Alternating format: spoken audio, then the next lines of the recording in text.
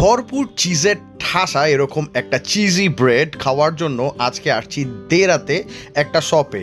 এখানে মূলত আফগানিরা এরকম চিজি ব্রেড সেল করে থাকে। সো আজকের এই ভিডিওতে আপনাদের সাথে শেয়ার করব এই চিজি ব্রেড খাওয়ার আমার এক্সপিরিয়েন্স।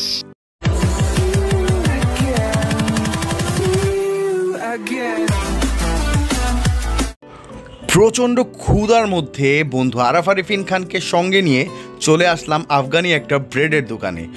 এখানে 1.5 দিরহাম থেকে শুরু করে 10 দিরহামের মধ্যে ভ্যারাইটিস টাইপের ব্রেডসগুলো পাওয়া যায়।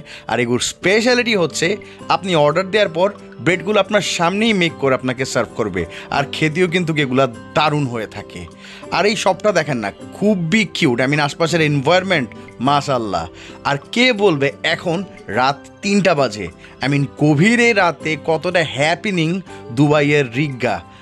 এটাই হচ্ছে রিগ্গার বিউটি। যাই হোক, ব্রেড আমরা অর্ডার দিলাম। অর্ডার দেওয়ার পর যখন আমাদের ব্রেডটা মেক করতেছিল, একটা জিনিস নোটিস করলাম যে আফগানি যে ব্রেডটা মেক করতেছে তার বিহেভিয়ার কিন্তু খুবই রুড। এমিরেটসে যারা আফগানি পিপল আছে তাদের বিহেভিয়ার নর্মালি আমার কাছে একটু রুডই মনে হয়।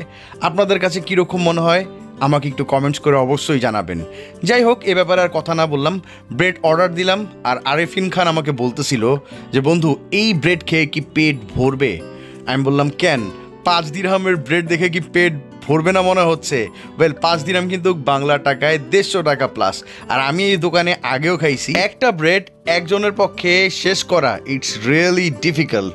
যাই হোক, ব্রেড যখন সামনাসামনি দেখছে বন্ধু আমার স্যাটিসফাইড যে না, খেয়ে হয়তো তার পেটটা ভরবে। যাই হোক, এই দেখেন ব্রেড হাতে নিলাম, বন্ধুকে দিয়েই ওপেন করালাম। 2টা পোর্শন ছিল ব্রেডের। আর ব্রেডের ভিতরে কিন্তু একদমই চিজি, চিজি ব্রেড। পুরোটার ভিতরে চিজ তারা দিছে, মেল্ট হয়ে আছে চিজগুলা, গরম গরম ছিল। আরিফিন খানেরও একটু ট্রাবল হচ্ছিল খেতে। যাই হোক, ও খাওয়া স্টার্ট করছে। আর আমি আপনাদেরকে জিজ্ঞেস করতে চাই, আপনারা কেউ কি এরকম আফগানি ব্রেড দুবাইতে খাইছেন নাকি?